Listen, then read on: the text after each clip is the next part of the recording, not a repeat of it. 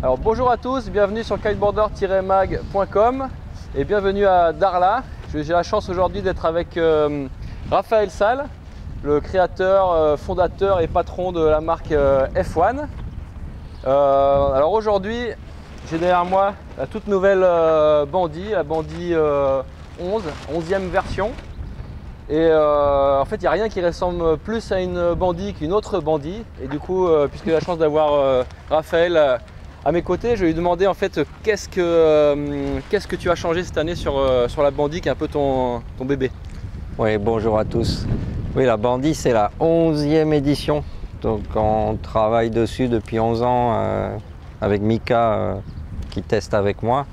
Robert Graham, notre designer, travaille sur la Bandit depuis 5 ans maintenant.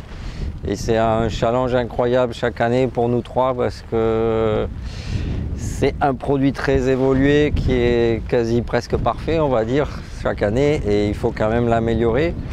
On a décidé de travailler sur sa facilité. Donc on a travaillé sur plusieurs points. La plage d'utilisation, donc on a encore gagné dans le confort de toute la plage d'utilisation. On a essayé de réduire la vitesse du kitesurfer pendant la navigation pour que ce soit plus facile, par exemple, de prendre appel pour un saut, de passer des clapots, de surfer strapless, de faire des virages en vague parce qu'on maîtrise sa vitesse. Et pour cela, on a beaucoup travaillé sur le placement de l'aile dans la fenêtre et la traction latérale qu'elle peut fournir. Donc avec la nouvelle édition 2018, vous avez une traction ultra douce, toujours idéalement placée dans la fenêtre en fonction du vent. Si le vent est faible, l'aile sera peut-être un petit peu plus reculée dans la fenêtre pour garantir de la puissance. Et dès qu'il y a du vent, elle pourra aller en bord de fenêtre pour assurer la plage d'utilisation. Tout le profil est beaucoup plus stable. Ça a été un des objectifs aussi.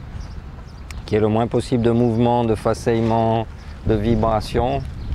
Et pour assurer la progression de tous, on a légèrement durci la barre pour qu'on puisse s'appuyer dessus, être stable pendant les figures en saut ou pendant le surf. Donc il y a tout un ensemble de choses qui ont été améliorées. On a bien sûr gardé toutes les qualités de la Bandit et tout monté d'un cran. C'était l'objectif. Et alors en fonction des surfaces, est-ce que le développement, on va dire, vise les mêmes objectifs entre les petites ailes et les plus grandes? Non, la Bandit a cette particularité qu'on n'utilise que ça tout le temps avec Mika. Et en fonction du vent, on ne pratique pas les mêmes disciplines. Donc quand on va tester la 4, 5, 6, 7 mètres carrés, on les teste en vague et c'est vraiment l'objectif, c'est d'avoir la meilleure aile de vague. Quand on passe en 8, 9, 10, c'est une famille où on demande un petit peu plus de polyvalence et de passer du strapless au twin tip et toutes les disciplines. Et quand on travaille la famille des 11, 12, 14, 17, là, l'objectif, c'est plus la navigation petit temps et avoir assez de puissance. Et ce qu'on cherche beaucoup dans toutes les grandes tailles, c'est la légèreté. C'est que la Bandit, si on effaçait la surface, ça vous semblerait être une 10 plutôt qu'une 12 en fait. C'est ce qu'on aime avec Mika, c'est avoir des ailes très légères et maniables en grande taille. Et au cours du développement, est-ce que vous vous focalisez sur certaines surfaces un petit peu référence et pour ensuite, on va dire, réutiliser ce que vous avez appris sur celle-là pour le faire dériver sur d'autres? Est-ce que vous développez chaque taille séparément? Comment est-ce que ça fonctionne? Exactement, on commence en septembre le développement et on commence toujours par la 9 mètres. La 9 mètres, c'est la taille qu'on peut sortir quasiment tout le temps dans tous les vents. Et on travaille au début sur celle-là, on fait des essais. Ensuite, on commence à faire des 5 mètres et des 7 mètres, peut-être en novembre-décembre, pour aussi travailler sur le côté vent fort, vague. Et au printemps, mars, on attaque les 12 mètres. Ensuite, avec la 9 mètres, on arrive facilement à développer la 8 et la 10. Avec la 5 et 7, on fait la 4 et la 6. Et avec la 12, on fait la 11, la 14 et la 17. Donc on a une famille de kites différentes et un proto, une surface qui sert de test dans chaque famille. exactement. On fait au total, pour finir une nouvelle collection de bandits, c'est environ 80 protos pour faire toutes les tailles. Voilà, plus tous les protos réalisés depuis la version 1, parce Oui. qu'à chaque fois c'est le... Chaque année, c'est 80 protos. Au début, on en faisait moins, mais donc, on peut imaginer qu'il y a plus de 500, 600 protos qui ont été construits, testés depuis le premier jour de la bandit, ce qui en fait un kite ultra évolué. Alors quand on connaît ta passion pour le produit et le développement, donc on comprend bien tout le travail de test sur l'eau par rapport au comportement du produit. Mais cette année, il y a eu aussi d'autres travails de consenti sur des détails. Alors ici, on le voit juste à côté de nous, peut-être des couleurs spéciales. Ouais, il y a aussi la valve. On a travaillé sur deux choses. La finition, ce qu'on appelle la finition, c'est l'assortiment des couleurs de tous les petits accessoires et renforts qui vont autour de l'aile. Donc cette année, on a choisi la couleur lime. Donc tous les renforts, les sangles, les chaussettes en néoprène, toutes les petites pièces de renfort sont de cette couleur. Donc ça uniforme un petit peu le produit, ça fait quelque chose de plus fini. Donc ça c'est un travail, et après il y a d'autres travails sur les accessoires importants. La valve gros débit qu'on teste depuis quasiment 3 ans maintenant et qu'on est enfin prêt à mettre sur le marché. C'est une valve qui est intéressante, qui est issue un peu des stand-up gonflables et qui a la particularité d'avoir aucun relief qui sortirait du bord d'attaque. On a aussi travaillé sur toute la barre, donc là c'est un gros projet aussi. Surtout le système de sécu, le système de réglage de la barre, de sa longueur et ainsi de suite.